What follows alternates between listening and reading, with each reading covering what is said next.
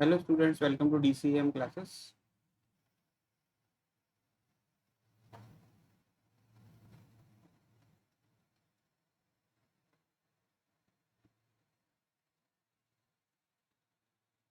Meaning क्या होता है डेक्सोरोटरी और लिबोरेटरी? मतलब डेक्सोरोटरी मतलब ये एक्चुअली इनको अपन नेम कैसे करते हैं डेक्सोरोटरी या लिबोरेटरी? जो कंपाउंड्स, अगर इन कंपाउंड्स पे आप क्या करते हो कि एक्चुअली लेबोरेटरी में क्या करते हैं कि इस पर ना एक लाइट, जो प्लेन पोलराइज्ड लाइट होती है। प्लेन पोलराइज्ड लाइट क्या होती है ये आप फिजिक्स में पढ़ोगे। प्लेन पोलराइज्ड लाइट ऐसी होती है जो एक्चुअली जिसके जो है ना, जो सिंपल एसएचएम दो डायरेक्शन में हो रहा था उसका एक हटा देते हैं।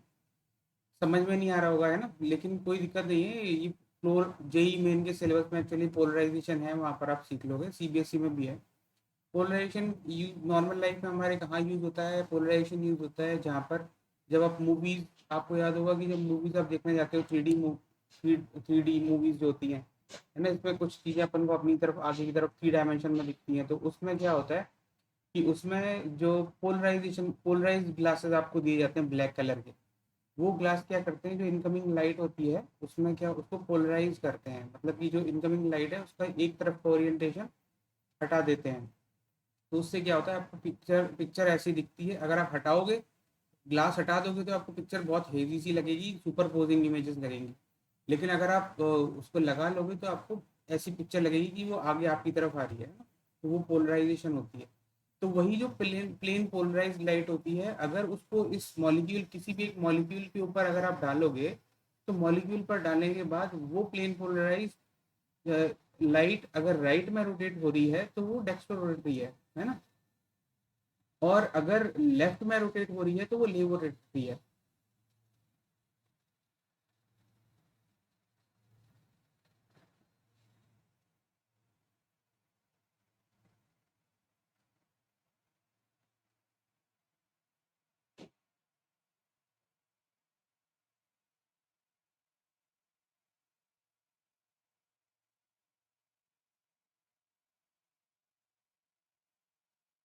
तो ये मीनिंग, ये बेसिक है डी और एल कंपाउंड। और ये डी और एल कंपाउंड से आप पता नहीं कर सकते इतनी आसानी से, है ना, कि कैसे कौन से। ये बुक में ही दिया हुआ होता है, इसको आइडेंटिफाई करने का तरीका अभी तक आपके सिलेबस में है नहीं। ये डी और एल कंपाउंड दो टाइप के कंपाउंड्स होते हैं। ये अब तक ये समझ में इस चीज के थ्रू आप ये समझ गए हो कि ऑप्टिकल आइसोमेरिज्म एक्चुअली होती क्या है ना। और दूसरी एक और चीज मैं आपको जो यहाँ पे बताना चाहता हूँ कि एक कॉन्सेप्ट होता है, कॉन्सेप्ट ऑफ कायरलिटी।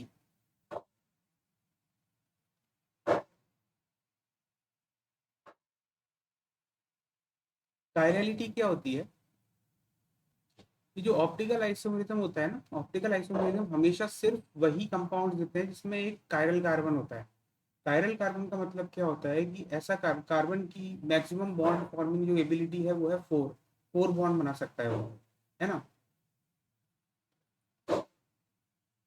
अब कायरल कार्बन क्या होता है? ऐसा कार्बन, कायरल कार्बन का मीनिंग होता है ऐसा कार्बन जिसपे चारों जो ग्रुप्स अटैच्ड हैं वो डिफरेंट है।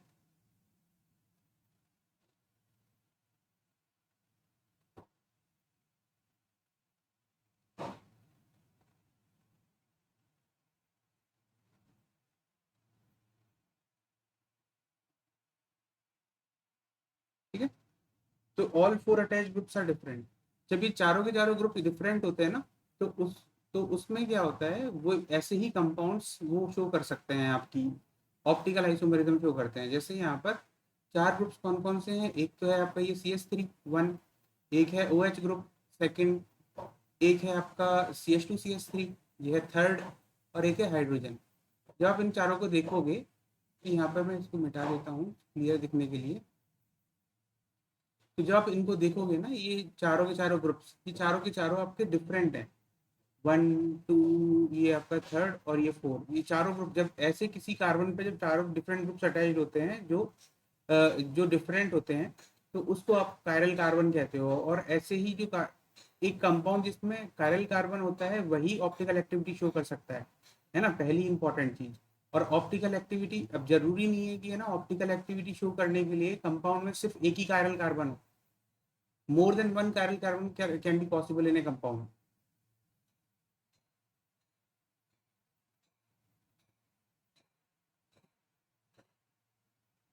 ठीक है, तो मैं इसको मैथमेटिकल डेफिनेशन में, मैथमेटिकल फॉर्म में लिख देता हूँ। ये कायरल कार्बन आपके ग्रेटर देन और इक्वल टू 1 हो सकते हैं, तो ऐसा कंपाउंड ऑप्टिकली एक्टिव होता है। तो ये होती है आपकी कंडीशन फॉर एक्टिविटी। आगे चलते हैं।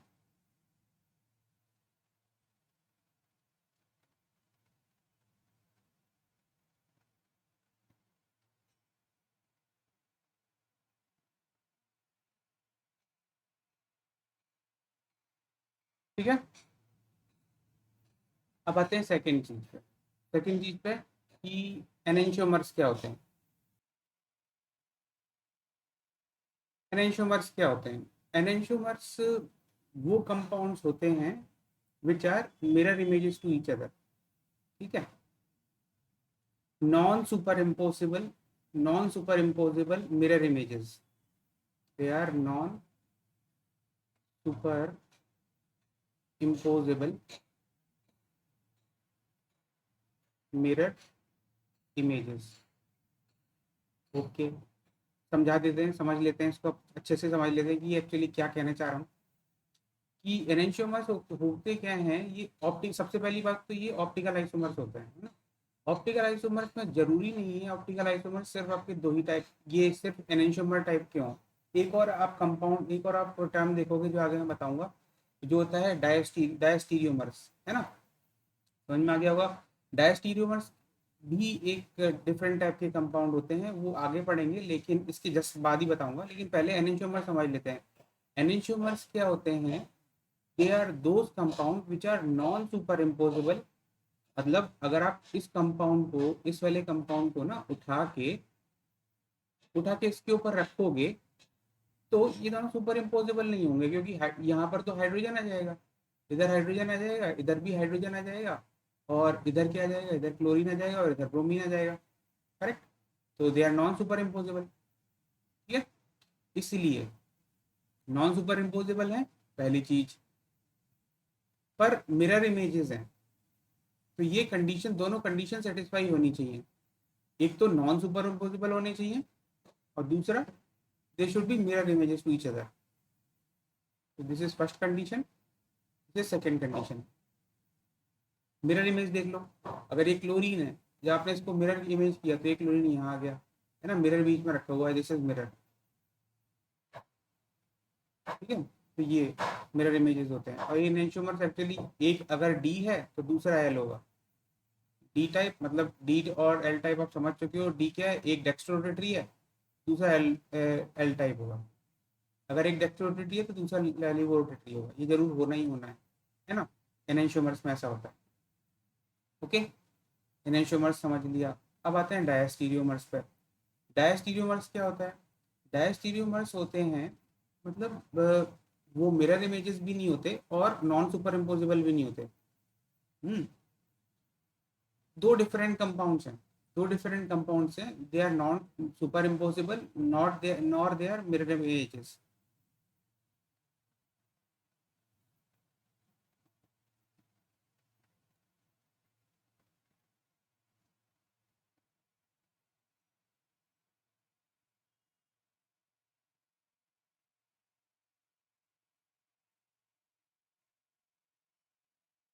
ओके, अब देखो, आप इसको देख, दोनों कंपाउंड्स को देख लेते हैं। दोनों कंपाउंड्स में क्या है? पहली बात तो, अगर मैं यहाँ पर एक मिरर रखूंगा, मिरर बना दिया मैंने, ये है आपका मिरर। तो क्या ये दूसरे, ये कंपाउंड वन और कंपाउंड टू क्या एक दूसरे के मिरर इमेज है? नहीं, मिरर इमेज नहीं है ना। They are not mirror images, पहली चीज, क्योंकि देख लिया आपने, मिरर इमेज है ही नहीं है दोनों। दूसरी चीज, क्या ये सुपर इम्पोजेबल है? अगर मैं एक को दूसरे के ऊपर रखता हूँ तो क्या दोनों सेम हो जाएंगे? नहीं, दूसरा गायब हो जाएगा? नहीं, तो ये नॉन सुपर इम्पोजेबल है। इसका मतलब ये नॉन सुपर इम्पोसिबल है, नॉन मिरर इमेजेस हैं, they are diastereomers. Any two compound which are non super impossible, non mirror images, they are called diastereomers. Okay, और ऐसे कंपाउंड जो सुपर इम्पोसिबल होते हैं और जो नॉन सुपर इम्पोसिबल होते हैं पर दे आर मिरर इमेजेस, उनको अपन कहते हैं एनेंशियोमर्स। ओके, समझ में आ गया? आगे चलते हैं। तीसरा फॉर्म होता है आपका मीसोफॉर्म। मीसोफॉर्म मीसोफॉर्म क्या होता है कि मीसोफॉर्म ये कंपाउंड का ही फॉर्मेट है। कंपाउंड मतलब जिसमें एक हाफ पूरा जो कंपाउंड है, जैसे आपको यहाँ दिख रहा है, ये जो पूरा कंपाउंड है ना, इसका जो ऊपर वाला एक हाफ, जैसे ऊपर वाला हाफ और नीचे वाला हाफ, दोनों जो है ना, दोनों सिमेट्रिक हैं और they are mirror images to each other. मतलब कि अगर आप इसकी इमेज लोगे ना, यहाँ पे अगर आप यहाँ पे आपने मिरर डाल दिया एक इधर, तो दे आर सो सिमेट्रिक कि अगर आप एक ऊपर वाले की मिरर इमेज लोगे तो वो नीचे वाला सेम कंपाउंड सेम बन जाएगा, तो दे आर सेम। अगर इस तरह का जो कंपाउंड होता है ना, तो उसका अपर हाफ और लोअर हाफ बिल्कुल एग्जैक्टली डिट्टो सेम होते हैं दोनों। तो ऐसे टाइप का जो कंपाउंड होता है उसको मीसोफॉर्म कहते हैं। अब इसमें आप देख पा रहे हो कि इसमें मिनिमम मिनिमम 2 कायरल कार्बन का तो होना बहुत जरूरी है।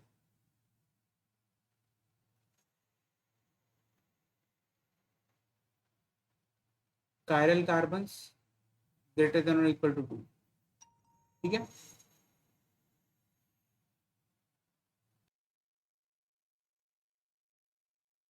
तो ये होता है आपका मीसोफॉर्म। मीसोफॉर्म में ऊपर का जो कंपाउंड होता है, मतलब कंपाउंड का जो अपर हाफ होता है और लोअर हाफ होता है वो बिल्कुल सेम होते हैं। कायरल कार्बन उसके ग्रेटर देन और इक्वल टू 2 होने चाहिए, है ना। तो ये है मीसोफॉर्म। और फिर उसके बाद आते हैं अपन रेसिमिक मिक्सचर। रेसिमिक मिक्सचर किसको कहते हैं? रेसिमिक मिक्सचर होता है आपका जिसमें पहली बात तो आप ये देख लो कि है ना, ये दोनों ही जो है ना, ये ऑप्टिकल आइसोमर्स हैं, क्योंकि इसमें चारों के चारों कंपाउंड्स डिफरेंट हैं। 1 2 3 4, चारों जो ग्रुप्स अटैच्ड हैं ये चारों के चारों डिफरेंट है, तो ये ऑप्टिकली एक्टिव है। अभी यहाँ पर क्या होगा कि यहाँ पर आप ये भी देखने की कोशिश करो कि ये एक्चुअली क्या है।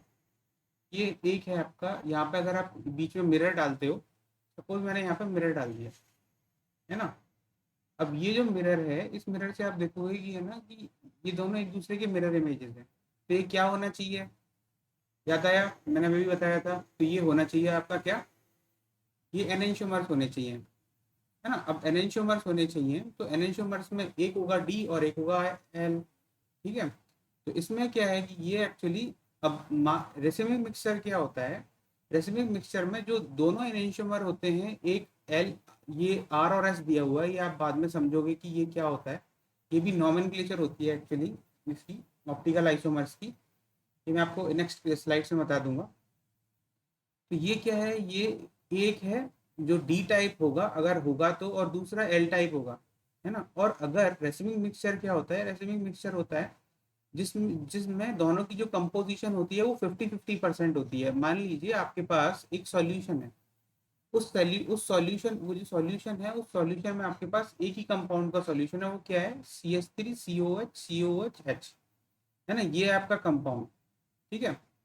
अभी क्या, ये लैक्टिक एसिड जिसको कहते हैं, तो लैक्टिक एसिड का आपके पास एक पूरा सॉल्यूशन है। इस सॉल्यूशन में 50% तो आपका ये डी टाइप है, इसको डी टाइप बोल दो, है ना।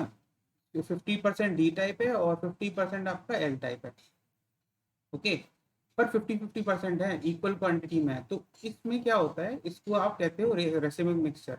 रेसिमिक मिक्सचर की ना ऑप्टिकल एक्टिविटी जो होती है वो जीरो होती है।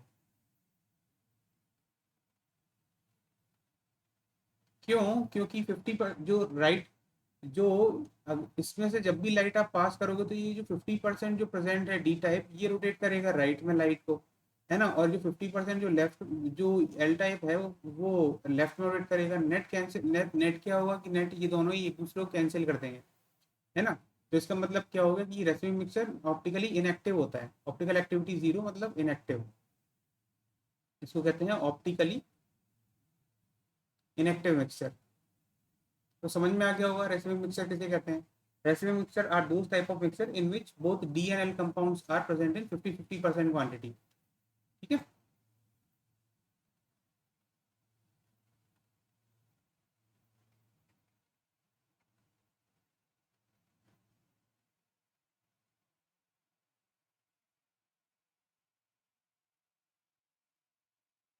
अब चलते हैं नेक्स्ट पर। Number of optical isomers. Number of optical isomers हम कैलकुलेट कैसे करते हैं? तो नंबर ऑफ ऑप्टिकल आइसोमर्स, अब क्या होगा कि आपके पास जब भी एग्जाम में क्वेश्चन आएगा ना, एग्जाम में क्वेश्चन में जब आता है तो उसमें क्या होता है कि आपसे पूछा जाता है कि ये तो बेसिक चीज होती है, ये तो आपको जब पूछा, अगर ये जो रेसिविंग मिक्सचर, मीसोफॉर्म, डायस्टेरियोमर्स क्या होते हैं, एनेंशियोमर्स क्या होते हैं, ये सब एग्जाम में आपसे क्वेश्चन कैसे पूछा जाएगा कि चार कंपाउंड दे दिए जाएंगे, है ना, चार कंपाउंड एग्जाम क्वेश्चन में। अब उन चार क्वेश्चन में आपको मतलब चार कंपाउंड दे दिए जाएंगे, और उन चार कंपाउंड्स में से आपको बोलेगा कि वो लोग पूछेंगे एग्जाम में कि इसमें से आइडेंटिफाई करो कि, है ना, उन चारों कंपाउंड में से कौन से आपके एनेंशियोमर्स हैं, कौन से डायस्टीरियोमर्स हैं।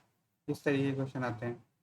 दूसरा, एक और टाइप के जो क्वेश्चंस आते हैं, एक पर्टिकुलर कंपाउंड दे दिया जाएगा आपको, जैसे मैंने यहाँ पे एग्जांपल में लिखा हुआ है पेंटेन 2,3 डायोल।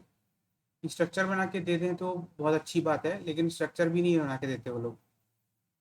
तो वो क्वेश्चंस में कैसे पूछ लेते हैं आपसे कि पेंटेन 2,3 डायोल आपके पास एक कंपाउंड है, और कभी कभी और स्ट्रक्चर भी बना के दे देते हैं। ये डिपेंड करता है एग्जाम टू एग्जाम। अब यहाँ पे पेंटेन 2,3 डायोल अगर आपको दे दिया और उसमें पूछते हैं कि what are the number of optical isomers associated with this compound, तो आप क्या करोगे? क्या, अब क्या है कि यहाँ पर, तो उसके लिए आप ये फॉर्मूला याद रखो कि नंबर ऑफ डीएलएन आइसोमर्स, मैं अभी ये भी बता के दिखाऊंगा कि चार वो कंपाउंड कौन कौन से हो सकते हैं, पॉसिबल पॉसिबल कंपाउंड है। तो number of DLL isomers 2 power n होते हैं। 2 पावर n, अब इसमें n क्या है, where n is what, n is the number of chiral carbon atoms. Chiral carbon atoms अगर आप इस वाले कंपाउंड में देखोगे पेंटेन 2,3 डायोल में, इसमें कायरल कार्बन कितने हैं, 1 and 2, है ना, 1 and 2, टू कंपाउंड्स हैं, टू कायरल कार्बन हैं। तो यहाँ पर आपके total number of DLN isomers कितने हो गए, 2 स्क्वायर 4, 4 हो गए, है ना। मीसोफॉर्म क्या क्या हो गई, मीसोफॉर्म्स हो गई आपकी। मीसोफॉर्म एक्चुअली याद करिए कि क्या बताया था मैंने। मीसोफॉर्म्स होती हैं ऐसा जिसमें अपर हाफ, ऐसा एक कंपाउंड जिसमें अपर हाफ और लोअर हाफ बिल्कुल सेम होते हैं। यहाँ पर अभी ध्यान, बहुत ध्यान से देखना कि ये जो, ये और ये ठीक है, नीचे वाला भी इसकी मिरर इमेज है, लेकिन क्या ये C2H5 और CH3 सेम है? No, they are not same, they are different. अभी अगर डिफरेंट है तो इसका मतलब they are not mirror images. ये मिरर इमेजेस नहीं है बीच के, मतलब अपर वाला हाफ और नीचे वाला डाउन वाला हाफ बिल्कुल सेम नहीं है, इसका मतलब this is, there is no mesoform. Mesoform है ही नहीं पॉसिबल इसमें, इसलिए इसको जीरो लिखा गया है, मीसोफॉर्म जीरो है। टोटल कंपाउंड्स कितने हो गए, total number of optical isomers, D और एल आइसोमर्स 2 पावर n है, मीसोफॉर्म जीरो हो गई, टोटल हो गए 2 power n, 2 power n plus zero 2 power n। Okay, ये सिर्फ ये तब होता है जब अनसिमेट्रिकल कंपाउंड होता है। अनसिमेट्रिकल कंपाउंड मतलब कंपाउंड इज अनसिमेट्रिकल। अनसिमेट्रिकल मतलब सिमेट्रिसिटी अपन कैसे देखते हैं, अबाउट दिस प्लेन। दो कायरल कार्बन एटम्स हैं आपके पास, दो कायरल कार्बन एटम्स का कंपाउंड है, जिसमें अगर आप बीच में एक मिरर मिरर डाल दोगे, तो अगर आपको ऊपर वाला हाफ और नीचे वाला हाफ सिमेट्रिक है तो उसको आप सिमेट्रिकल कंपाउंड बोलोगे। अगर ऊपर वाला हाफ और नीचे वाला हाफ डिफरेंट है तो उसको आप बोलोगे अनसिमेट्रिक कंपाउंड। यहाँ डिफरेंट क्यों हो रहा है, क्योंकि CH3 और C2H5 group they both are different. समझ गए?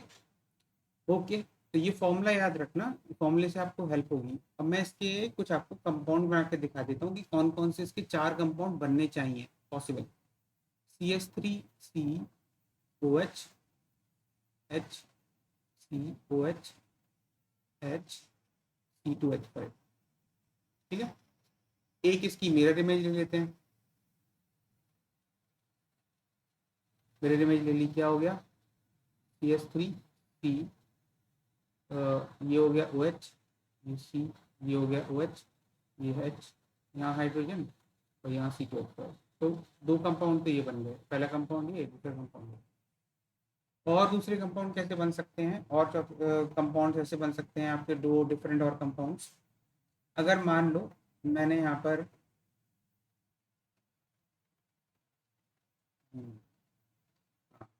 दूसरा तीसरा कंपाउंड क्या बनेगा आपका, ये है CH3। मान लो मैंने इस वाले ऊपर वाले को रोटेट कर दिया, ऊपर वाला OH यहाँ आ गया, यहाँ H आ गया, और यहाँ C हो गया, और ये इसको सेम रख।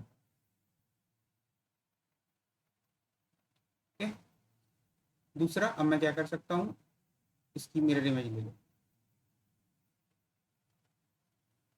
ऑल पॉसिबल कॉम्बिनेशन हो गए। ये हो गया CH3 C। मिरर इमेज लोगे तो यहाँ पर हाइड्रोजन आ जाएगा, यहाँ पर OH आ जाएगा।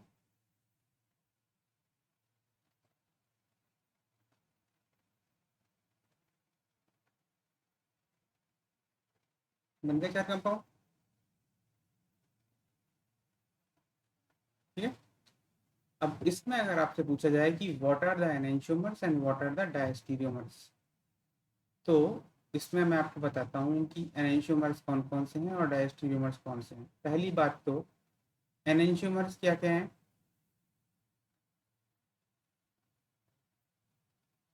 1 and 2 एंड 3 and 4। ओके, क्यों? बेसिक डेफिनेशन पे जाइए। एनेंटियोमर्स क्या होते हैं? Enantiomers are non super impossible mirror images to each other. Okay, तो ये मिरर इमेजेस हैं और नॉन सुपर इम्पोसिबल है। दूसरी चीज कि यहाँ पर 3 and 4 को देख लो, 3 and 4 भी मिरर इमेजेस हैं ईच अदर के, लेकिन नॉन सुपर इम्पोसिबल है। तो एनेंटियोमर्स 1 2 and 3 4 है। डायस्टीरियोमर्स की बेसिक डेफिनेशन क्या होती है? डायस्टीरियोमर्स की बेसिक डेफिनेशन होती है कि they are non super impossible and they are also non mirror images, they are non mirror images. तो अगर मैं कंपाउंड 1 and 3 ले लेता हूँ, मान लो मैंने 1 and 3 ले लिया, तो क्या ये एक दूसरे के मिरर इमेजेस है?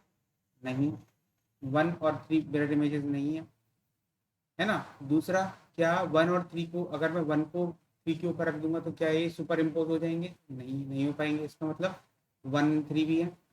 ऐसे ही एंड 2 and 4, 2 and 4 अगर आप ले लोगे तो 2 and 4 भी एक दूसरे की मिरर इमेज नहीं है। और दूसरा, they are also not super impossible, है ना। तो इसका मतलब एनेंटियोमर भी हमने देख लिया, डायस्टीरियोमर्स भी देख लिया हमने इसमें, और टोटल नंबर ऑफ ये जो 4 कंपाउंड कौन कौन से हो सकते हैं ये भी देख लिया।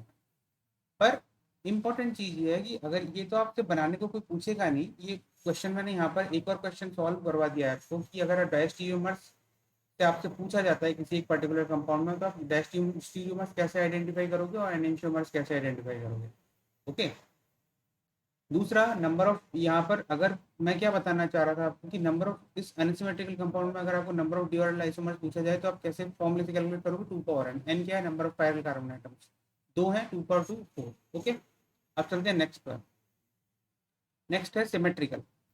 सिमेट्रिकल मतलब क्या होता है कि सिमेट्रिकल में molecule is symmetrical unsymmetrical,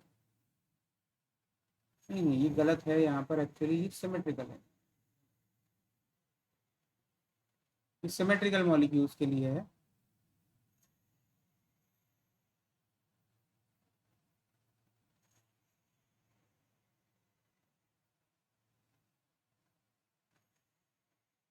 when the molecule is symmetrical and number of parallel carbon atoms is even number।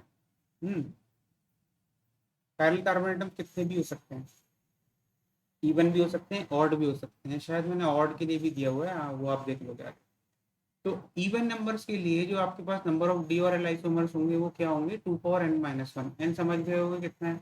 यहाँ पर ये 2 है, ये 2 कार्बन है, पैरेलल कार्बन, और ये सिमेट्रिकल है। पहली बात तो सिमेट्रिकल क्यों है? अगर आप यहाँ पर एक मिरर डालोगे तो ये मिरर डालने के बाद क्या है, ऊपर वाला हाफ और नीचे वाला हाफ बिल्कुल दोनों दोनों सेम है, इसलिए इसका मतलब ये सिमेट्रिकल है। ठीक है, ये है सिमेट्रिकल, सिमेट्री।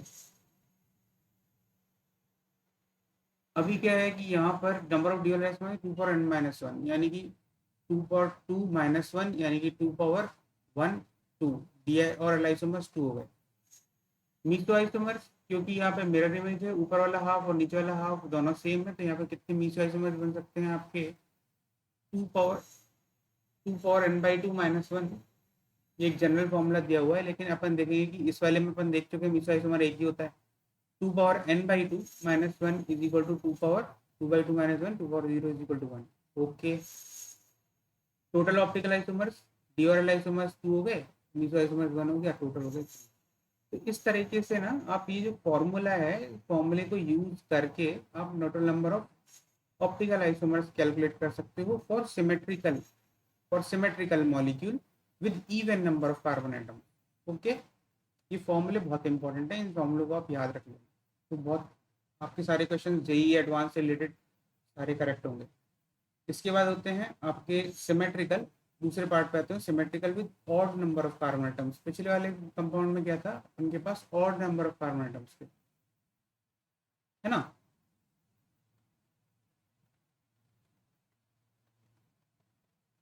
अब देखना यहाँ पर क्या है, odd number of carbon atoms. Odd number of carbon atoms मतलब यहाँ पर odd number of chiral carbon atoms. इसमें यहाँ पर आपके पास कितने कार्बन, इस वाले कंपाउंड में देखो पेंटेन 2 3 4 ट्रायोल एग्जाम्पल है 1 2 3, ये तीनों कायरल कार्बन एटम्स हैं। इस कायरल क्यों है, क्योंकि इसमें चारों के चारों ग्रुप डिफरेंट हैं। इस कार्बन के लिए देखा जाए तो ये एक ग्रुप है राइट वाला पूरा, ये एक ग्रुप है OH, एक ग्रुप है हाइड्रोजन और एक ग्रुप है CH3। ऐसे ही सब में देख सकते हो आप खुद, इन तीनों में तीनों ही मिलेंगे ये। और अगर आप, अब आपके दिमाग में ये क्वेश्चन भी आना चाहिए कि ये वाला और ये वाला कार्बन ये कायरल क्यों नहीं है, क्योंकि तीन हाइड्रोजन सेम ग्रुप है। कायरल कार्बन एटम की डेफिनेशन अपन ने क्या पढ़ी थी कि all the 4 groups must be different, है ना। तो ये तीन कायरल कार्बन एटम्स हैं, ऑड नंबर है, 3 इज एन ऑड नंबर। तो हमारे पास कितने डी ऑर्डर आइसोमर्स बनेंगे, 2 पावर n-1, यानी कि 2 power 3-1 2 power 2, 2 power n-1/2, 2 power minus 2 power 3-1/2 is 2/2, 2 power 1 यानी कि 4-2 इज 2। तो number of D order isomers आपके 2 हो गए। मीसो आइसोमर्स क्या होंगे, नंबर ऑफ मीसो आइसोमर्स होंगे आपके 2 पावर 3-1/2, n-1/2 यहाँ फॉर्मूला लिखा हुआ है। तो ये हो गए आपके 2। और टोटल ऑप्टिकल आइसोमर्स क्या हो गए आपके, इन दोनों को ऐड करने पर ऐड करने पर आप यही देखोगे कि क्योंकि ये और ये दोनों सेम है ना, ये और ये, तो ये आपस में एक दूसरे को कैंसिल कर देते हैं। टोटल कितने होगी, 2 पावर n-1। अगर आप चाहो तो इनको नॉर्मली ऐड भी कर सकते हो, 2 + 2 = 4, है ना, निकालने के बाद। लेकिन और या फिर आप डायरेक्ट फॉर्मूला लगा दो 2 पावर n-।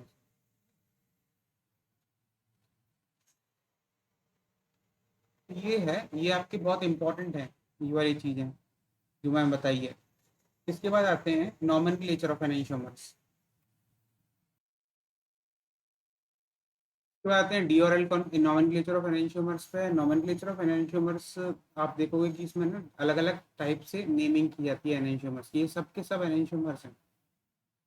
एनेंटियोमर्स मतलब याद याद कर लो, वो जो याद होगा आपको, जो मैंने जो डेफिनेशन अभी अभी बताई थी क्या था, they are non super imposable mirror images to each other.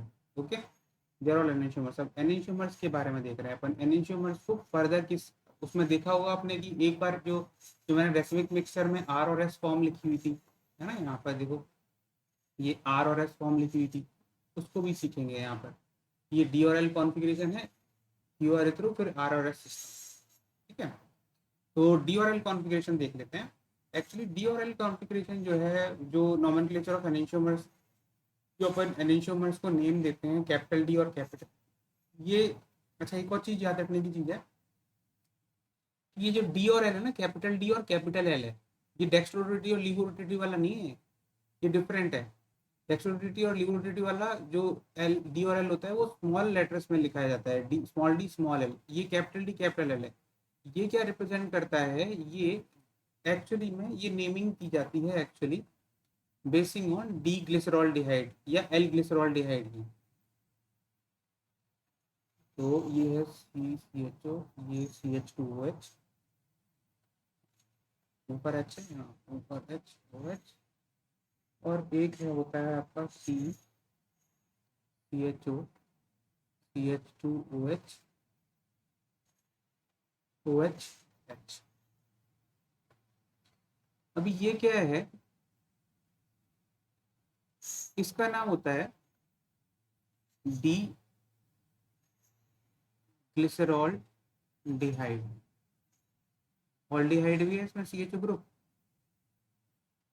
ओल ग्रुप भी है OH, है ना। डी ग्लिसरॉल्डिहाइड मतलब ध्यान देने की चीज क्या है कि इन द डी ग्लिसरॉल्डिहाइड ये जो हाइड्रोजन एटम होता है मॉलिक्यूल, वो लेफ्ट में प्रेजेंट होता है।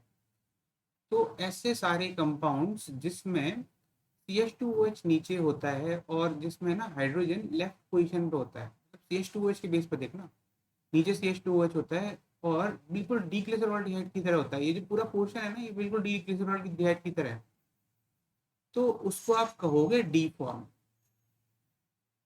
ठीक है। और अगर एल ग्लिसरॉल्डिहाइड की तरह होता है तो उसको आप एल फॉर्म कहोगे। बस इतना ही है।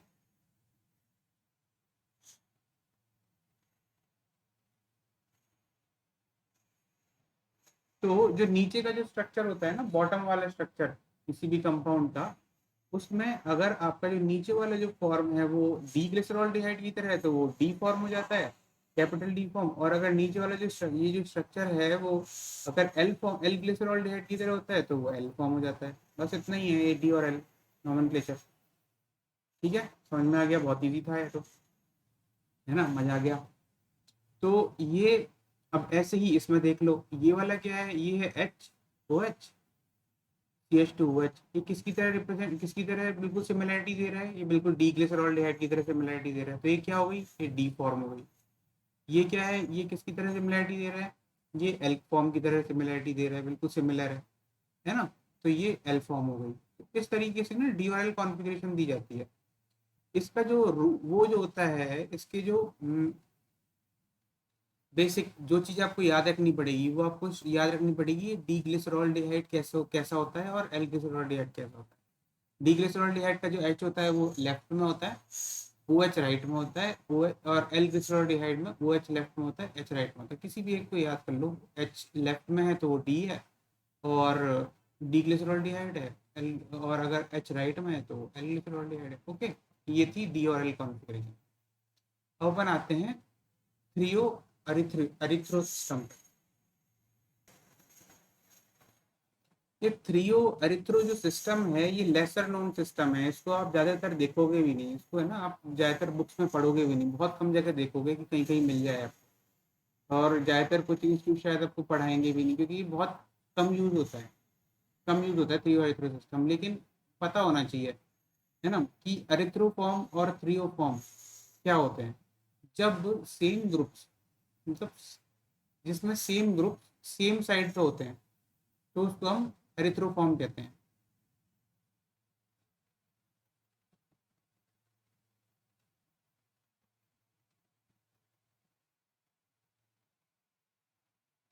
Same groups on same side of chiral carbon atom.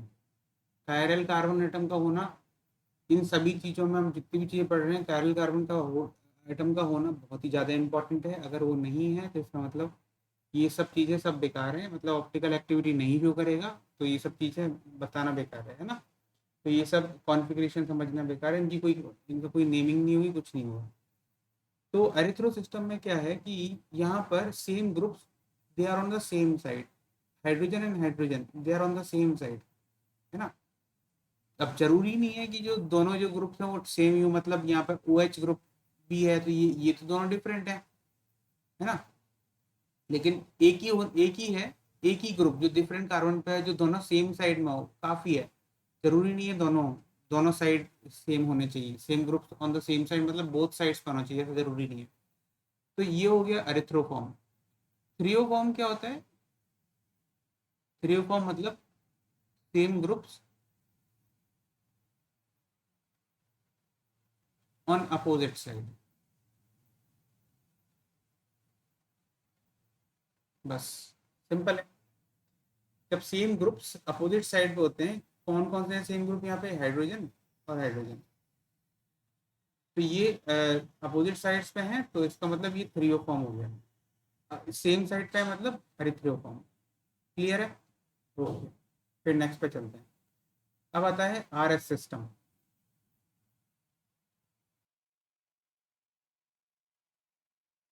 इससे पहले जो है ना, मैं यहाँ पर मैंने कुछ मुझे कुछ ड्रॉ करना जरूरी है। मैंने एक्चुअली यहाँ ड्रॉ नहीं किया है, वो दिखा देता हूँ।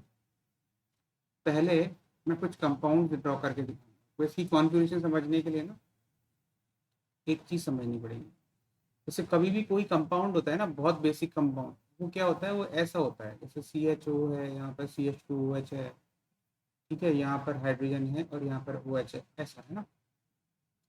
अभी क्या है कि यहाँ पर पहली बात तो कायरल कार्बन का होना बहुत जरूरी है। कायरलिटी इज मोस्ट इम्पॉर्टेंट, ये अपन समझ चुके हैं। दूसरी चीज,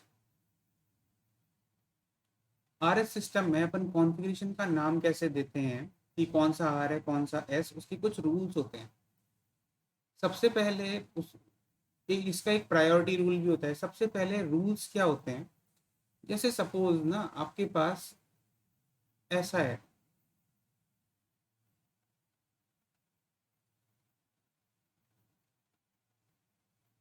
ये है सी, और यहाँ पर ना आपके पास चार ग्रुप्स प्रेजेंट हैं, वन, ठीक है, चार ग्रुप मतलब कोई भी ग्रुप्स, मैं उनको यहाँ पर चार जगह पर प्रेजेंट है। अभी इस चार, जैसे मैंने इसी को ही लिखा, इसमें ना हर एक ग्रुप की प्रायोरिटी होती है। Groups are numbered according to priority, पहली इंपॉर्टेंट चीज। कार्बन पे जो ग्रुप्स प्रेजेंट होते हैं वो प्रायोरिटी। अब आप लोगों के दिमाग में क्वेश्चन आएगा कि ये कौन सी नई चीज आ गई है, प्रायोरिटी कहाँ से आ गई। तो प्रायोरिटी अपन कैसे डिसाइड करते हैं कौन सा ग्रुप ज़्यादा प्रायर है, प्रायोरिटी में आगे आता है, कौन सा पीछे आता है, ये सब आप आगे अभी इसके इसी के रूल्स मैंने नेक्स्ट पे बताए रखे हैं। प्रायोरिटी डिसाइड करने वाले कहाँ हैं, यहाँ है ना? वो बाद में देखेंगे, लेकिन पहले ये देख लेते हैं कि रूल क्या कहते हैं। नंबरिंग जो होती है उसमें, नंबरिंग में जो फर्स्ट नंबर होता है वो होता है हायर प्रायोरिटी। फोर्थ, चार ही ग्रुप्स होते हैं, four is least priority. Okay, अब रूल्स क्या कहते हैं, रूल्स हैं आपके, मान लीजिए पहला case, minimum priority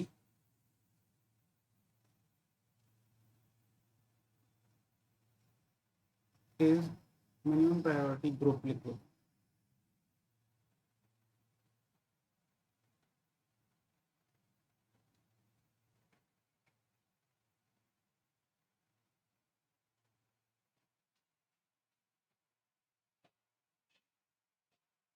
minimum priority group is on vertical line. Example,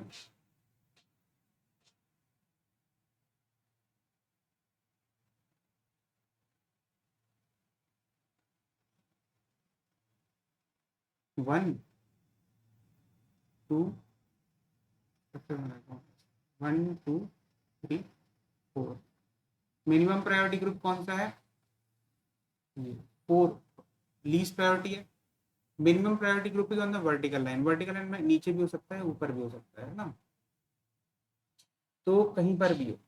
अब यहाँ पर क्या होगा, जब आपके पास मिनिमम प्रायोरिटी वर्टिकल लाइन पे है, आप क्या करोगे, हायर प्रायोरिटी से लोअर प्रायोरिटी की तरफ जाओगे।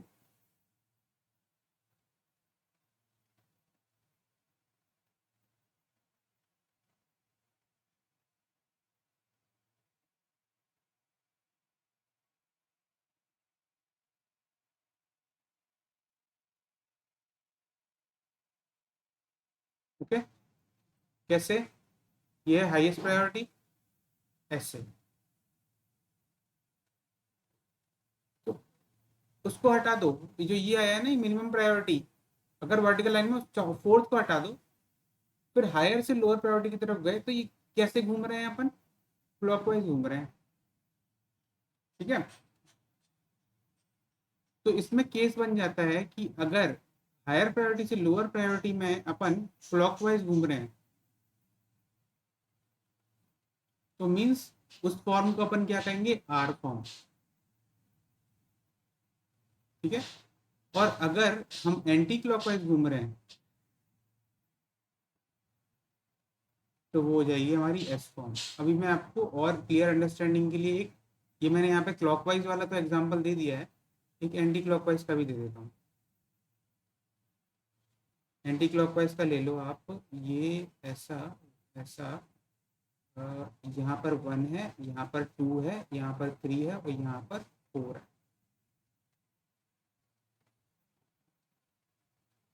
Minimum priority group vertical line में नीचे कैसे जा रहे हो आप, यहाँ से 1 फिर 2 फिर 3, कैसे जा रहे हो 1 फिर 2 फिर 3 ऐसे करके, तो कैसे जा रहे हो एंटी क्लॉकवाइज।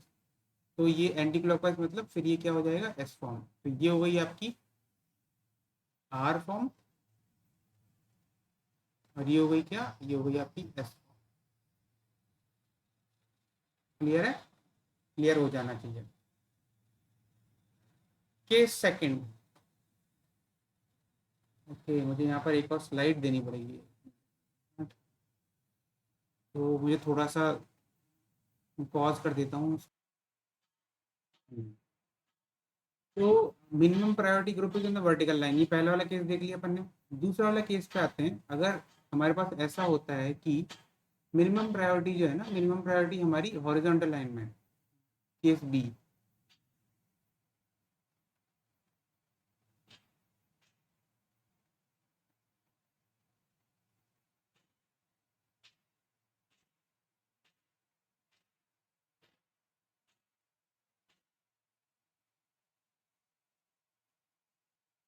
जब ऐसा होता है, जब minimum priority group is on the horizontal line, मतलब मैंने क्या किया, ऐसे ड्रॉ कर लेता हूँ कि यहाँ पर एक आपके पास ये कंपाउंड है, ये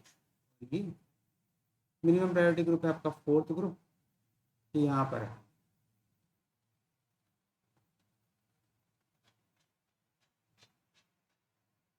अब इसमें आप केसेस देखो, केसेस कैसे कैसे होंगे। पहला केस की कंडीशन है ये 1 2 3, मिनिमम प्रायोरिटी ग्रुप हॉरिजॉन्टल में है, आप क्या जा रहे हो एंटी क्लॉकवाइज, हायर से लोअर में जाते हैं, तो आप एंटी क्लॉकवाइज जा रहे हो।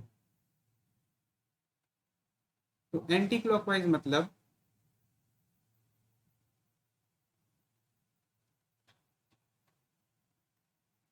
आर फॉर्म,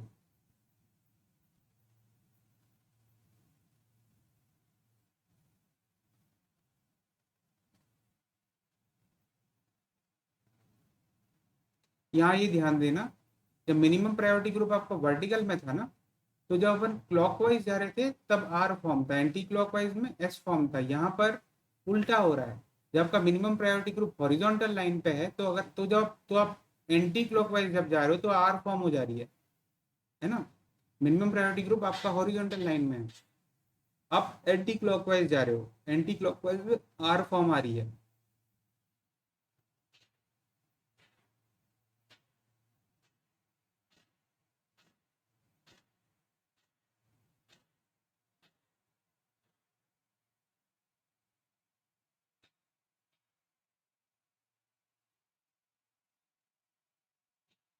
ठीक है, सिमिलरली दूसरी चीज अगर मैं एक और ड्रॉ कर देता हूँ, यही है, बस सिंपल है। ये और एक ये मिनिमम प्रायोरिटी आपकी यहाँ पर है, मैंने क्या कर दिया 1 नीचे टी कर दिया, ये थर्ड कर दिया। अब यहाँ पे आप क्या जा रहे हो, अब यहाँ पर आप क्लॉकवाइज जा रहे हो, है ना। तो क्लॉकवाइज का मतलब है एस फॉर्म, उल्टा है थोड़ा सा यहाँ पे।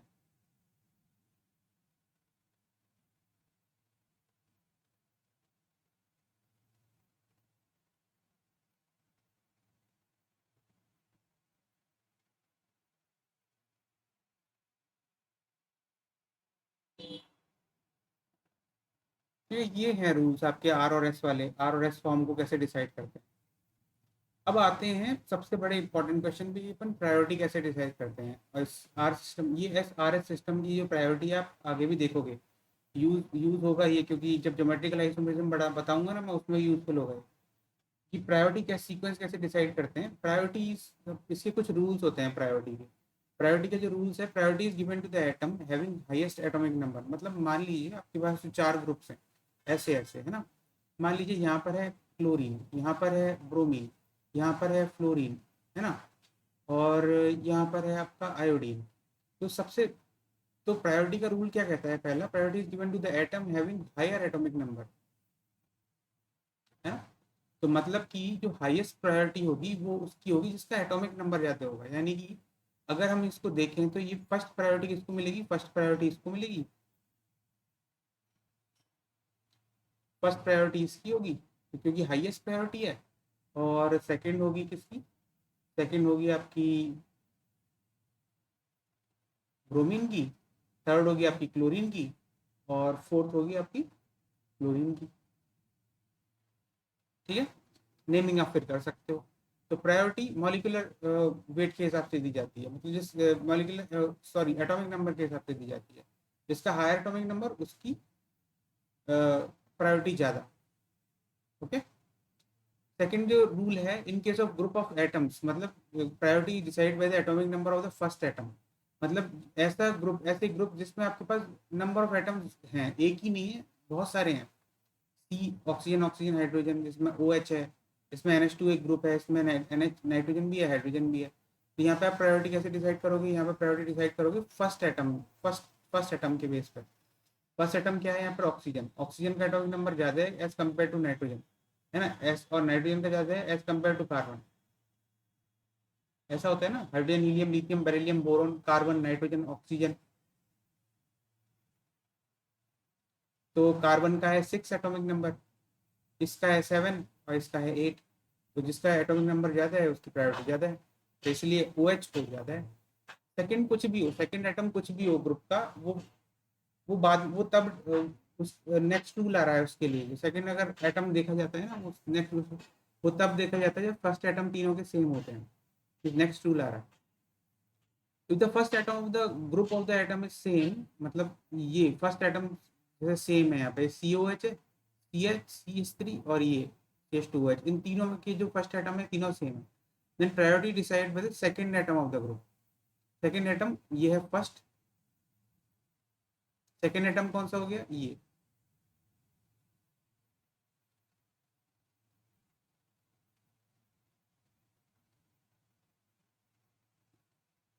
तो ऑक्सीजन का एटॉमिक नंबर सबसे ज्यादा है, तो इसकी प्रायोरिटी सबसे ज्यादा होगी। इसका और इसका हाइड्रोजन सेम है, तो जब जिन जिन जिन दो ग्रुप के बीच में प्रायोरिटी डिसाइड करनी होती है, इसका सेकंड एटम सेम है, तो फिर उस सेकंड एटम भी सेम है, तो फिर थर्ड एटम पे जाएंगे हम। थर्ड एटम भी इसका सेम है। तो जब सेम ऐसे होता है, फिर उसके बाद ऐसा ही होता है फिर, है ना, जब जिसके एटम सेम है उसकी प्रायोरिटी सेम हो जाती है लगभग।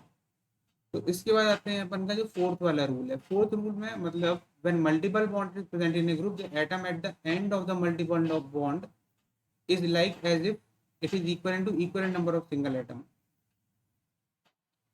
मतलब अगर आपके पास डबल बॉन्ड प्रेजेंट है, डबल बॉन्ड, कार्बन, दो कार्बन है आपके पास, दो कायरल कार्बन एटम्स हैं, है ना, chiral carbon atoms.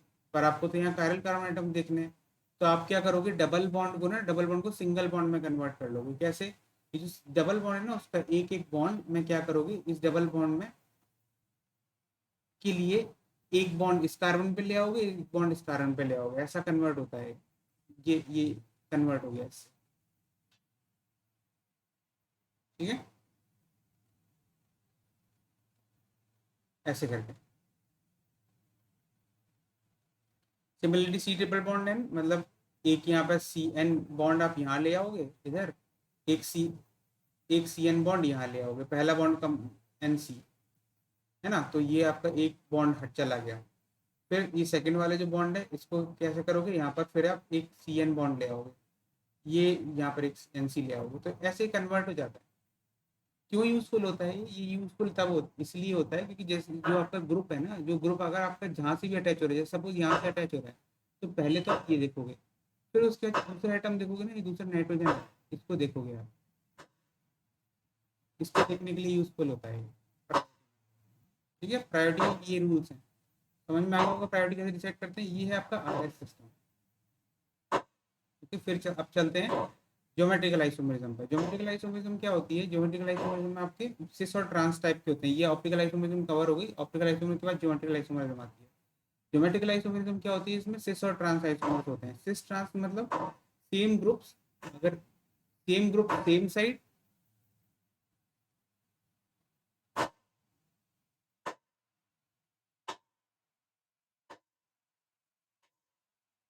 Same groups on same side, वो होता है आपका cis form.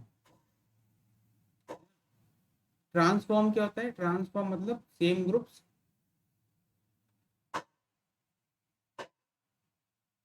On opposite side. ये क्या है ना, ये ऑप्टिकली एक्टिव नहीं, ये ज्योमेट्रिकली, ये प्लानर फिगर्स होती है, मतलब एक प्लेन में रहती है और ये डबल बॉन्ड होता है। बॉन्ड में होती है ना। वो ये वाली चीज इंपॉर्टेंट है, ये जो जो सिस और ट्रांस जो आइसोमर्स होते हैं डबल बॉन्ड के साथ होते हैं। अब इसमें क्या होगा, सेम ग्रुप सेम साइड पे है तो ये आपका सिस है, सेम ग्रुप अपोजिट साइड पे है, ये CH3 अपोजिट साइड पे है, यहाँ हाइड्रोजन हाइड्रोजन अपोजिट साइड पे है, तो ये ट्रांस हो गया। अब जरूरी नहीं है कि यहाँ पर जो आप देख रहे हो ना कि यहाँ पर ये जो हाइड्रोजन हाइड्रोजन ये हमेशा सेम ही हो। कोई भी दो, अगर दो ग्रुप, कोई भी दो ग्रुप सेम है वो अपोजिट साइड पर डबल बॉन्ड के, तो वो ट्रांस हो गया। जरूरी नहीं है हाइड्रोजन ये हाइड्रोजन और ये वाला हाइड्रोजन सेम होना चाहिए, ऐसा भी हो सकता है कि यहाँ पर एक CH3 हो, है ना, और यहाँ पर एक हाइड्रोजन हो, तब भी ये ट्रांस बन जाएगा। अभी यहाँ पर है ना सिस ट्रांस जो होता है वो साइक्लिक कंपाउंड्स में भी होता है, जैसे ये है साइक्लिक कंपाउंड।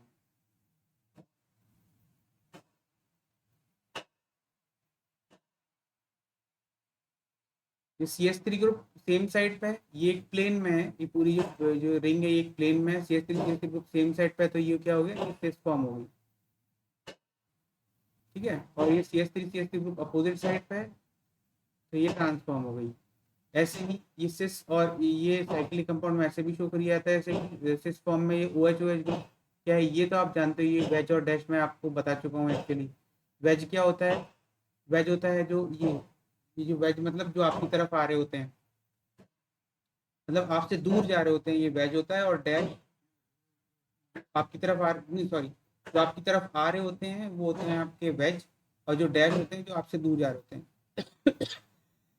हैं ये डैश, ये वेज। मतलब ये रिप्रेजेंट क्या कर रहा है, ये रिप्रेजेंट कर रहा है कि आपका कि ये प्लेन के ऊपर नीचे, मतलब प्लेन ये इस वाली ये प्लेन में है रिंग, और ये प्लेन ये जो OH बॉन्ड है ये ऊपर की साइड आ रहा है, ठीक है, आपकी तरफ आ रहा है, और ये OH ग्रुप भी आपकी तरफ आ रहा है, तो दोनों क्या है, OH ग्रुप ये दोनों एक साइड में आपकी तरफ आते हैं, तो ये क्या होगा, ये सिस फॉर्म होगा। और ट्रांसफॉर्म मतलब यहाँ पर क्या है कि ये वाला ट्रांसफॉर्म, क्योंकि ये एक क्या है, ये OH ग्रुप ये आपकी तरफ आ रहा है, और ये जो OH ग्रुप जो डैश वाला है ये प्लेन के अंदर की तरफ जा रहा है आपके अपोजिट साइड। तो मतलब OH ग्रुप्स क्या हो गए, अपोजिट अपोजिट साइड में हो गए। यहाँ पर कुछ भी नहीं है, इसका मतलब ये मत सोचिए कि कुछ भी नहीं है, यहाँ पर एक एक्चुअली हाइड्रोजन है जो कि इनविजिबल है, जिसको जब रिंग बनाते हैं तो दिखाते नहीं है, ये एक्चुअली यहाँ पर एक हाइड्रोजन होगा, है ना। तो ये होगा डैश्ड फॉर्म, यहाँ क्या होगा, ये फॉर्म में वो होगा हाइड्रोजन होगा, पर दिखाते नहीं है क्योंकि हाइड्रोजन को जरूरी नहीं होता, इसीलिए OH जो है ना ऊपर नीचे प्लेन के ऊपर नीचे, इसलिए ये ट्रांसफॉर्म हो गया। ये क्या है, ये दोनों के दोनों OH जो है ना ये दोनों के दोनों अंदर जाते हुए हैं, नीचे प्लेन के नीचे जाते हुए आपसे अपोजिट, तो ये सिस फॉर्म है ना। तो ये सिस और ट्रांसफॉर्म समझ में आ गई होगी। इसके बाद है सिन और एंटी। सिन और एंटी आइसोमर्स जो होते हैं ये भी एक टाइप ऑफ ज्योमेट्रिकल आइसोमर्स होते हैं, ये हमेशा ज्यादातर आपको ऐसे कंपाउंड्स में देखने को मिलेंगे इसमें C डबल बॉन्ड एन होता है। ये सिन और एंटी आइसोमर्स क्या होते हैं, ये सिर्फ ये आप याद रखना है, ये मैं ज्योमेट्रिकल आइसोमर्स पे आ चुका हूँ, ये एनेंशियोमर्स नहीं है ना, ज्योमेट्रिकल आइसोमर्स स्टार्ट हो चुका है यहाँ पे। पहला था सिस ट्रांस। ज्योमेट्रिक सिन एंटी आइसोमर्स किसको कहते हैं, जिसमें जो जिसमें C डबल बॉन्ड एन होता है या फिर N डबल बॉन्ड एन होता है। यहाँ पर मैं जो एग्जांपल दिखाया है वो C डबल बॉन्ड एन का एग्जांपल दिखाया है। C डबल बॉन्ड एन में क्या है कि यहाँ पर ये लोन नाइट्रोजन पे हमेशा हमें प्रेजेंट पता है कि एक लोन पेयर जरूर होता है ना। तो अब एक्चुअली ये सिन और एंटी किससे डिसाइड होते हैं, on the basis of H और OH। मतलब सिन अब हम किसको कहते हैं, सिन का मतलब कि इसमें H and OH are on the same side।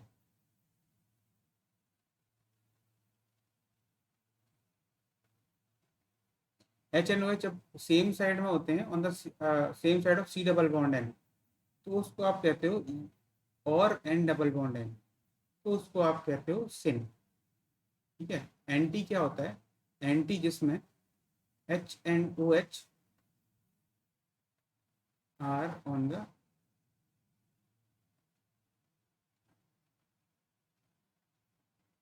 Opposite side of C double bond N और N डबल बॉन्ड एन, तो उसको आप कहते हो एंटी आइसोमर।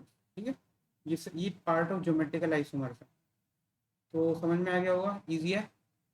अब चलते हैं नेक्स्ट नेक्स्ट पे, EZ आइसोमर्स। इजेड आइसोमर्स भी, इसमें आपने ये सब ध्यान दिया होगा कि यहाँ पर ना दो जो एटम्स हैं वहाँ पे ये कायरल नहीं है, ये कायरल कार्बन्स नहीं है। यहाँ पर क्या है कि यहाँ पर ना डबल बॉन्ड प्रेजेंट है सब में। तो बीच में कार्बन कार्बन जो डबल बॉन्ड होता है उसमें उसकी वो है isomerism, geometrical isomerism. Optical isomerism नहीं है, ज्योमेट्रिकल आइसोमरिज्म है। ईजेड आइसोमर्स क्या होते हैं? ईजेड आइसोमर्स होते हैं, यहाँ पर भी आपको जो जो ये प्रायोरिटी जो ऑर्डर अपन ने पढ़ा था आरएस रूल में, same priority order priority rules same होते हैं। Priority rules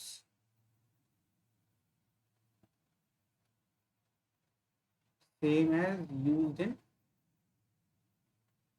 RS. मैं अलग कलर से लिख देता हूँ, RS system. Okay, same priority देखोगे आप। तो सेम प्रायोरिटी रूल जब आप देखोगे, प्रायोरिटी रूल के हिसाब से जब आप देखोगे कि यहाँ पर कि सी डबल बॉन्ड के अपोजिट साइड, एक राइट में और लेफ्ट में, यहाँ पर बल्कियर ग्रुप कौन सा है? ये अगर इसमें आप देखोगे तो ये हाइड्रोजन है, एक डबल बॉन्ड के एक साइड हाइड्रोजन है और एक क्लोरीन है। इन दोनों में किसका एटॉमिक नंबर ज्यादा है? क्लोरीन का ज्यादा है, तो क्लोरीन बल्कियर है। ओके, क्लोरीन और ब्रोमीन में देखोगे तो क्लोरीन और ब्रोमीन में किसका एटॉमिक नंबर ज्यादा है? ब्रोमीन का ज्यादा है ना? तो ये बल्कियर है। बल्कियर ग्रुप्स अगर सेम साइड पे होते हैं तो वो आपका होता है जेड आइसोमर। ठीक है,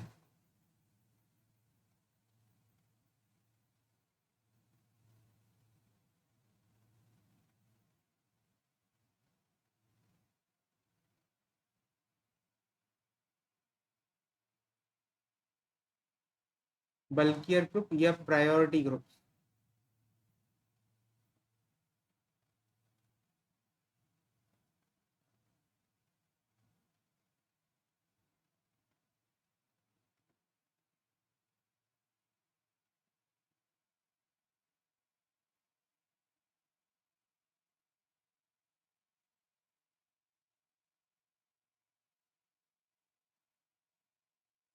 same side means Z isomers.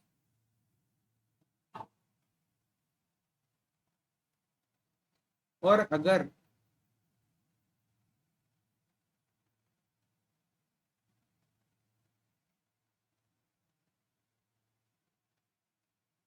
Bulkier group या प्रायोरिटी ग्रुप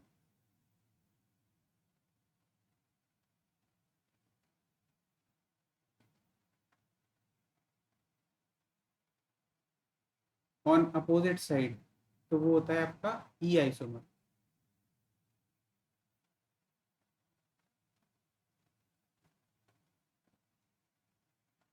ओके, सेम है। यहाँ पर क्या है, दोनों सेम साइड पे है बल्कियर ग्रुप, क्लोरीन और क्लोरीन।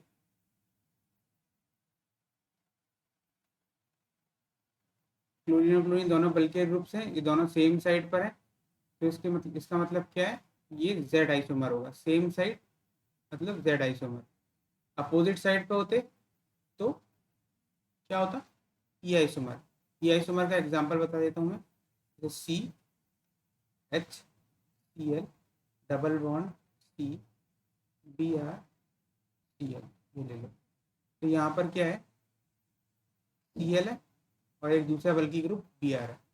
अब यहाँ पर ये ध्यान देना कि यहाँ पर ना क्लोरीन और यहाँ पर कंपैरिजन किस किस के बीच में हो रहा है? डबल बॉन्ड के एक साइड में। डबल बॉन्ड का लेफ्ट साइड में कंपैरिजन कर रहा हूँ मैं, दो ग्रुप्स में। और यहाँ पर डबल बॉन्ड के एक राइट साइड में कंपैरिजन कर रहा हूँ मैं for finding the priority group. Priority group finding में मैं कार्बन के एक एक साइड में कंपैरिजन कर रहा हूँ। एक मतलब, और यह आप देख सकते हो सेम कार्बन पे जो अटैच है ना ग्रुप्स, सेम कार्बन पे जो ग्रुप्स अटैच्ड हैं उनके बीच में कंपैरिजन हो रहा है। और ये जो साइड जो डिसाइड हो रही है वो डबल बॉन्ड के अपोजिट साइड में डिसाइड हो रही है। ओके,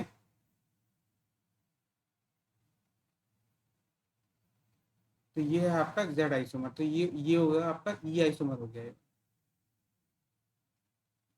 यहाँ पर आपका मेजर चीजें कंप्लीट हो चुकी हैं। बस एक न्यूमैन और आपका कन्फर्मेशन आइसोमर्स ही बचे। कन्फर्मेशन आइसोमर्स दो टाइप के होते हैं आपका, एक तो न्यूमैन प्रोजेक्शन और एक सॉहर्स प्रोजेक्शन।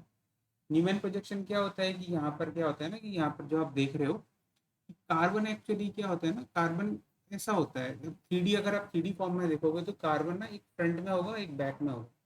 यहाँ पर अगर ये जो कार्बन है, इस कार्बन के 3 हाइड्रोजन ऐसे यूजुअली ऐसे होते हैं। ऐसे क्यों होते हैं? क्योंकि ये मैक्सिमम रिपल्शन पे होंगे, bond bond pair bond pair, तो मैक्सिमम रिपल्शन पे जब होंगे ना, तो आपस में ये एक ट्राइंगुलर पोजीशन स्टैब्लिश करने की कोशिश करेंगे, इसलिए ऐसा स्ट्रक्चर होता है।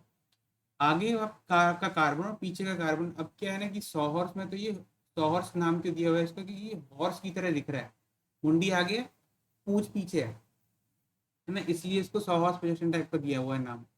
तो ये है कार्बन कार्बन ऐसा, समझ में आ गया? ओके, बहुत हॉर्स वाली सिमिलरिटी दे दी मैंने। अब ये है न्यूमैन प्रोजेक्शन। न्यूमैन प्रोजेक्शन में क्या होता है कि आपका जो ये आगे वाला जो होता है ना, आगे वाले को अपन पॉइंट से रिप्रेजेंट करते हैं। This is front, front carbon. और ये जो सर्किल है ये बैक वाला होता है।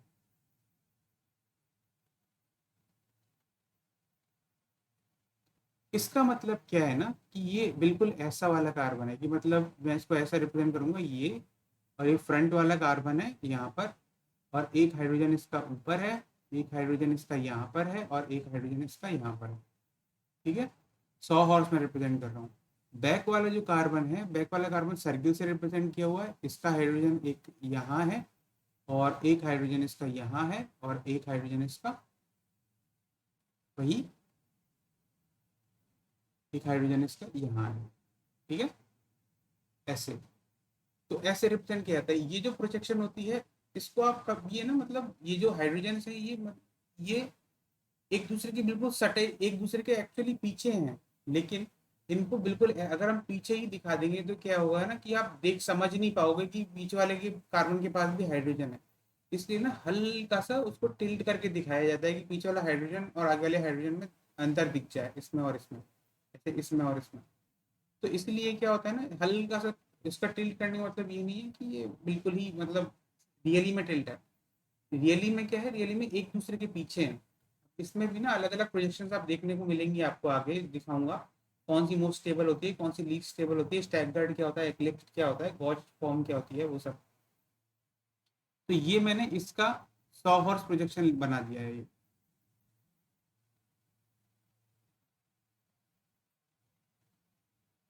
ठीक है? तो ये कन्फर्म, इनको कहते हैं कन्फर्मेशन आइसोमर्स। न्यूमैन और 100 हॉर्स समझ में आ गया? ओके। अब आते हैं अपन कन्फर्मर्स ऑफ इथेन पे। कन्फर्मर्स ऑफ इथेन जब आप देखोगे,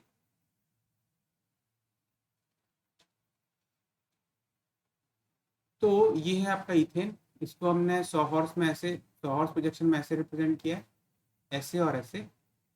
अब इसको देखो आप क्या करोगे, यहाँ पर जब हमने इस वाले को रिप्रेजेंट किया ना, तो यहाँ पर देखना क्या है, आगे वाला कार्बन है, पॉइंट से रिप्रेजेंटेड है। पीछे वाला जो कार्बन है, ये वाला, इसको अलग कलर से दिखाता हूँ। पीछे वाला जो कार्बन है, पीछे वाला कार्बन इससे रिप्रेजेंटेड है। ये बैक है, ये बैक वाला कार्बन है, सर्किल से रिप्रेजेंटेड है। ठीक है, तो अभी इसमें क्या है कि यहाँ पर आप देखोगे कि ये हाइड्रोजन और पीछे वाला हाइड्रोजन बिल्कुल एक ही लाइन में है। यहाँ से देखते हो आप, इधर से देखते हो, बिल्कुल इसके फ्रंट से देखते हो। यहाँ से जब देख रहे हो तो यहाँ से क्या होगा ना कि पीछे वाला हाइड्रोजन बिल्कुल बैक में है, पीछे वाले के बिल्कुल सेम लाइन पे। तो इसको आप क्या न्यूमैन में आप ऐसे लिखोगे,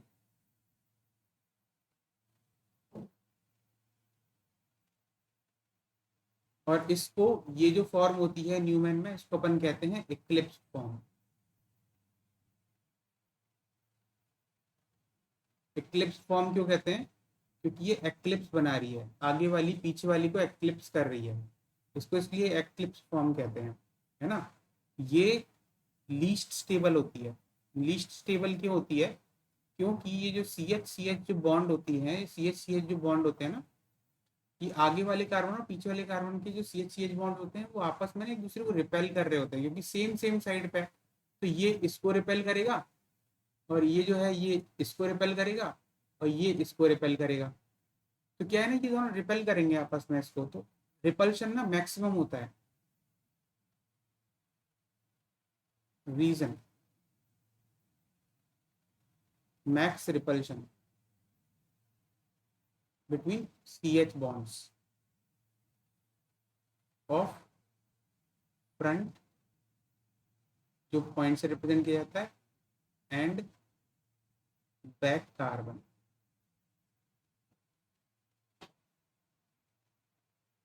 जो सर्किल से रिप्रेजेंट किया जाता है।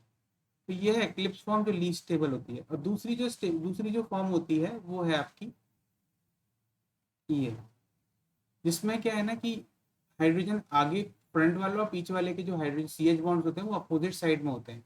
अपोजिट साइड में होने का मतलब क्या है कि ये जो फॉर्म ये क्या है ना, रिपल्शन यहाँ पर आप देखोगे कि मिनिमम है। तो ये इसका है और इसका ये है। तो यहाँ पर आप देखोगे कि ये हाइड्रोजन हाइड्रोजन का रिपल्शन ना पीछे वाले डैश से दिखाए गए हैं। हाँ, एक और चीज, जब इसका स्ट्रक्चर बनाते हैं ना तो पीछे वाले डैश से दिखाते हैं, बैक CH बॉन्ड डैश्ड।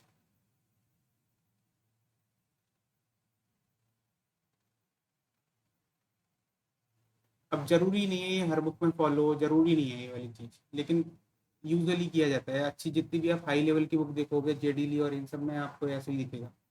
लेकिन जो आजकल जो है वो आप जहाँ पे देखोगे कि जरूरी नहीं है वो इन चीज़ों, छोटी छोटी चीज़ों पे बहुत ज़्यादा गौर करें। तो पर ये एक्चुअली में होता है, जो डैश्ड फॉर्म ना बीच वाले कार्बन हाइड्रोजन को डैश्ड फॉर्म में दिखाया जाता है।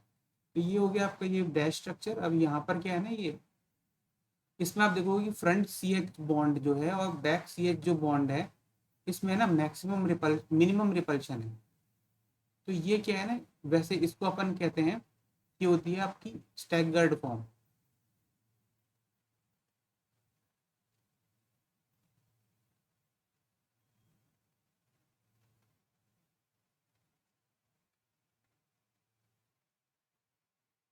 मोस्ट स्टेबल, ये स्टैगर्ड फॉर्म है, मोस्ट स्टेबल है। तो स्टेबिलिटी ना ये मोस्ट स्टेबल होती है। तो क्यों क्यों क्योंकि रिपल्शन मिनिमम है, minimum repulsion between CH bond of front end back carbon, back CH bonds, back carbon. Okay, तो ये है स्टेबिलिटी ऑर्डर।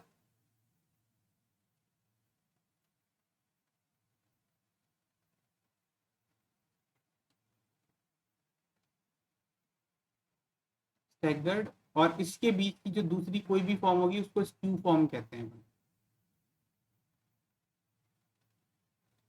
तो ये होता है आपका स्टेबिलिटी ऑर्डर। स्टैगर्ड सबसे ज्यादा स्टेबल होती है,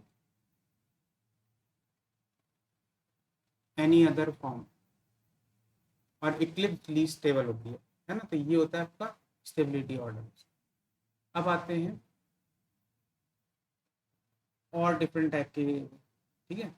तो ये है आपका कन्फर्मेशन ऑफ ब्यूटेन, वो कन्फर्मेशन थे आपके इथेन के, या कन्फर्मेशन ऑफ ब्यूटेन पे आते हैं।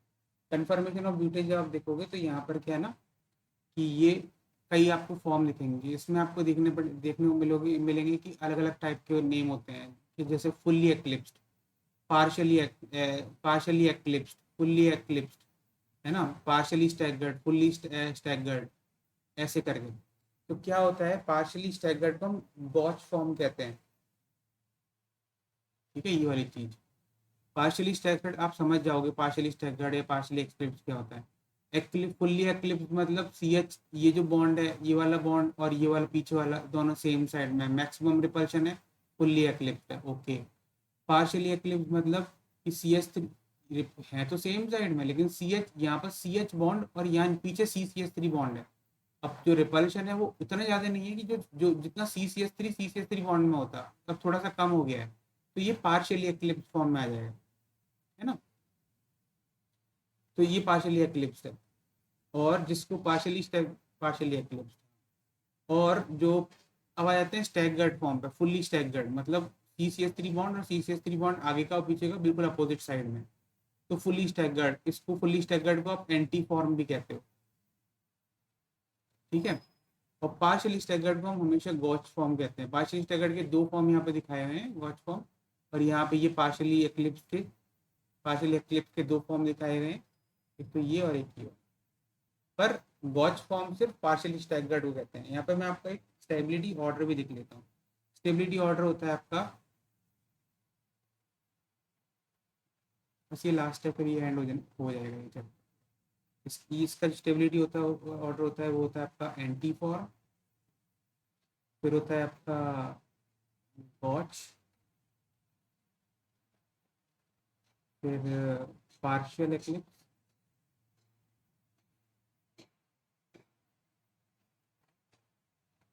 फिर फुल्ली एक्लिप्स।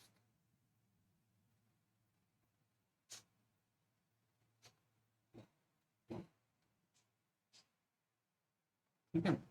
अच्छा एक मिनट, ये एंटी फॉर्म हो गया ना, एंटी फॉर्म से पहले मुझे यहाँ पे ये भी लिखना पड़ेगा।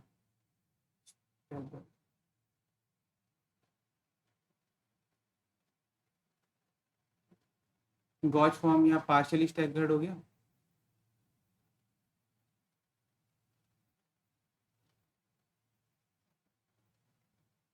और यहाँ पर एंटी फॉर्म, पहले मैंने ये लिखा एंटी फॉर्म या फिर फुल्ली स्टैगर्ड।